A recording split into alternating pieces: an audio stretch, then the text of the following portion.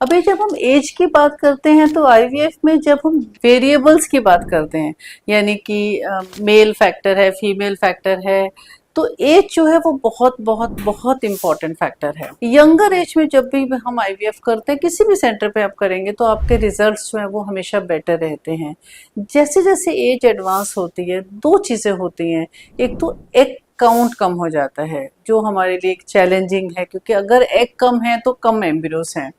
और दूसरी है जो क्वालिटी ऑफ द एग, जो आफ्टर 35 ईयर्स के बाद जो क्रोमोसोमली, जिसको हम एबनॉर्मल एम्ब्रियोस बोलते हैं, वो ज़्यादा क्वांटिटी में बनने शुरू हो जाते हैं बॉडी के अंदर।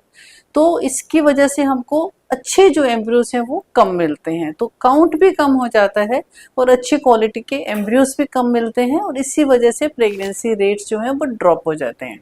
लेकिन फिर भी अगर हम बोलेंगे कि अपर एज लिमिट क्या है, हम किस एज तक आईवीएफ कर सकते हैं, कोई 60-70 में आए तो उसका कर सकते हैं क्या, तो नहीं, ऐसा नहीं है। एक लीगल सिस्टम है, एक लॉ सिस्टम है, जिसमें अगर वुमेन की एज मोर देन 50 ईयर्स है तो वो आईवीएफ के लिए एलिजिबल नहीं है। अगर वो डोनर एग लेती है तो भी एलिजिबल नहीं है। Thank you very much.